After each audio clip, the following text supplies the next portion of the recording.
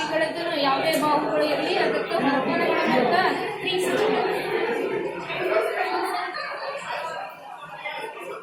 ಅದು ಹೊರಕೋನಗಳ ಮೊತ್ತ 360.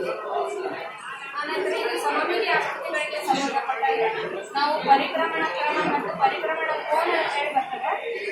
ಈಗ ಆಯತದ ಪರಿಭ್ರಮಣ ಕ್ರಮ ಎಷ್ಟು ಅಂತಂದಾಗ ಇದು ಆಯದ ಆಕೃತಿ. ಇದನ್ನು ನಾವು ಒಂದು ಬಾರಿ ಪೂರ್ಣ ಸುದ್ದಿದಾಗ ಅದು ಎಷ್ಟು ಬಾರಿ ಮೊದಲಿನ ಆಕಾರ ಕಾಣಿಸ್ತದೆ ಅದು ಏನಿರ್ತದೆ ಪರಿಭ್ರಮಣ ಕ್ರಮ. ಪರಿಭ್ರಮಣ ಈಗ ನಾನು ಇದನ್ನು ಈ ರೀತಿಯಾಗಿ ಇದೇ ಆಕಾರದಲ್ಲಿ ಅದು ಎಷ್ಟು ಬಾರಿ ಕಾಣಿಸ್ತದೆ ನೋಡಿ. ಒಂದು ಪೂರ್ಣ ಸುತ್ತು ಹಾಕಿದಾಗ ಈಗ ಒಂದು ಬಾರಿ ಒಂದು ಸರಿ ಮತ್ತೆ ಆಕಾರ ಕಾಣಿಸ್ತದೆ. ಅದೇ ರೀತಿ 2 ಬಾರಿ ಕಾಣಿಸ್ತದೆ ಮಾಡಿದ್ರೆ. ಅಂದರೆ ಇದರ ಪರಿಭ್ರಮಣ ಕ್ರಮ ಎಷ್ಟು ಡಿಗ್ರಿ ತಿರುಗಿದಾಗ ಅದು 180 ಡಿಗ್ರಿ ತಿರುಗಿದಾಗ ಅದು ಮೊದಲಿನ ಆಕಾರ ಕಾಣಿಸ್ತಿದೆ ಅಂದರೆ ಪರಿಭ್ರಮಣ ಅದೊಂದು ಕೋನ ಏನಿರ್ತದೆ 180 ಡಿಗ್ರಿ. ಈಗ ಬೇರೆ ಬೇರೆ ಆಕೃತಿಗಳಿಗೆ ನಾವು ಮಾಡಿ ತೋರಿಸ್ತೀವಿ. ಇದು ಷಡ್ಭುಜ ಆಕೃತಿಗೆ ಎವ್ರಿ 60 ಡಿಗ್ರಿಗೆ ಮೊದಲಿನ ಆಕಾರ ಕಾಣಿಸ್ತೀವಿ. ಒಟ್ಟು ಇದಕ್ಕೆ 6 ಬಾರಿ ಕಾಣಿಸ್ತದೆ. ಅಂದರೆ ಪರಿಭ್ರಮಣ ಕ್ರಮ 6. ಆಮೇಲೆ ಪರಿಭ್ರಮಣ ಕೋನ 60 ಡಿಗ್ರಿ. ಹಾಗೆ ಬೇರೆ ಬೇರೆ ಆಕೃತಿಗೆ ನಾವು ಇದರಲ್ಲೇ ಮಾಡ್ತೀವಿ. ಈಗ ನಾನು ನನ್ನ DLM ಬ್ಯಾಗನ್ನು ಓಪನ್ ನಾನು ಇದರಲ್ಲಿ 2 ರೀತಿ ಮಾಡ್ಕೊಂಡಿದ್ದೀನಿ ಮೇಡಮ್. ಏನಂದರೆ ಈಗ ನಾನು ದೊಡ್ಡ ದೊಡ್ಡ ಲೆಕ್ಕಗಳು ಈಗ ಮಕ್ಕಳಿಗೆ ಹೇಳ್ಬೇಕಾದಾಗ ಬೇಸಿಕ್ ಫೌಂಡೇಶನ್ ಇಲ್ಲ ಮಕ್ಕಳಿಗೆ. FLN ಮಕ್ಕಳು ಭಾಳ ಜನ ಓದಿಸ್ತಾ ಇದ್ದಾರೆ ಗಣಿತ ಮೊನ್ನೆ ಕೊರೋನಾ ಆದ್ಮೇಲೆ.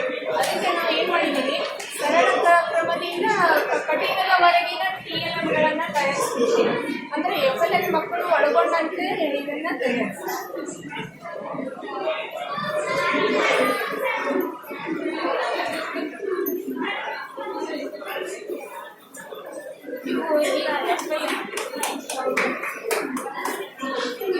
FLN ಮಕ್ಕಳಿಗೆ ಆಯಿತು.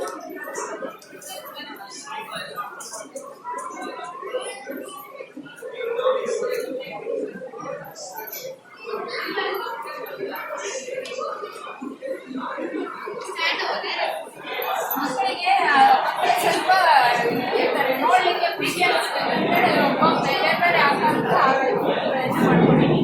ಈ ಋಣಾಂಕಗಳ ಬಗ್ಗೆ ನಾನು ತೆಗೆದುಕೊಂಡಿನಿ.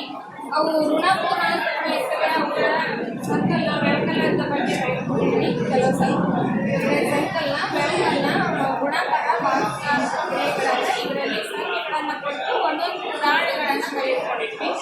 ನಂತರ ಗುಣಾಕಾರದಲ್ಲಿ ಅದೇ ರೀತಿ ಅವುಗಳಲ್ಲಿ ಬರ್ತಕ್ಕಂಥ ಅನನ್ಯತಾಗಳನ್ನು ಈ ರೀತಿ ಹೇಳ್ತಾರೆ.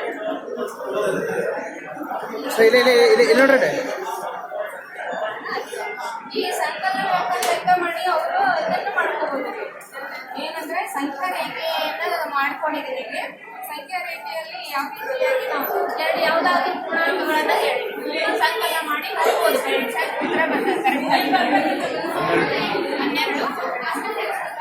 12 ಸರಿ 8 ಅಂದರೆ ಇದು ಕಮ್ಮಿ ಇದೆ. 8 ಜಾಸ್ತಿ ಮಾಡ್ಬೋದು, ಬರ್ತದೆ 12. ಹಾಂ 4 ಪ್ಲಸ್ 4 ಇನ್ನೊಂದು ಹೇಳಿ 6 ಪ್ಲಸ್ 6 ಪ್ಲಸ್ 4 ಕರೆಕ್ಟ್. ಒಂದು ಪಾಯಿಂಟನ್ನು ಹೆಚ್ಚು ಕಮ್ಮಿ ಬರಲ್ಲ, ಎಕ್ಸಾಕ್ಟ್ ಆಗಿ ಬರ್ತದೆ. ನೆಕ್ಸ್ಟ್ ಇದರ ಮೇಲೆ ಸಂಕಲನ ಮತ್ತು ವ್ಯವಕಲನಗಳನ್ನು ಮಾಡುವುದು. ಸಂಖ್ಯಾ ನಂತರ ಇದು 2 ಆಯಾಮದ 3 ಆಯಾಮದ ಆಕೃತಿಗಳು ಮತ್ತು ತ್ರಿಭುಜದ ವಿಧಗಳನ್ನು ತಿಳಿಸುವಂತ ಒಂದು ಆಕೃತಿ. ನಾನು ನೀವು 2 ಆಯಾಮದ ಆಕೃತಿಗಳು ಆಯುಧದಿಂದ ನಾನು 3 ಆಯಾಮದ ಆಕೃತಿ ಸಿಲಿಂಡರ್ ಅನ್ನು ತೋರಿಸ್ಕೋಬೇಕು ಅಥವಾ ಈ ಥರ ಮಾಡಿ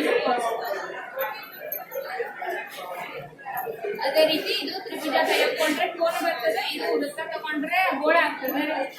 ಇದರಲ್ಲಿ ನಾವು ಯಾವ್ಯಾವ ಆಕೃತಿಯಿಂದ ಯಾವ ಆಕಾರ ಬರ್ತದೆ ಅನ್ನೋದನ್ನ ಈ ರೀತಿ ಹೇಳಿದ್ರೆ ಇಲ್ಲಿ ನಾನು ವಿಧಗಳ ಬಗ್ಗೆ ವಿಧಗಳ ಬಗ್ಗೆ ಬಾವುಗಳ ಆಧಾರದ ಮೇಲೆ ತ್ರಿಭುಜದ ವಿಧಗಳು, ಕೋನಗಳ ಆಧಾರದ ಮೇಲೆ. ಇದು FLN ಮಕ್ಕಳ ಇರೋದ್ರಿಂದ ಲೋ ಲೆವೆಲ್ಗೆ ಅವುಗಳಿಗೆ ಅಂದರೆ ಅಷ್ಟು ತಿಳ್ಕೊಂಡ ಆನಂತರ ಮುಂದಿನ ಹೆಜ್ಜೆ ಹೋಗುವುದು.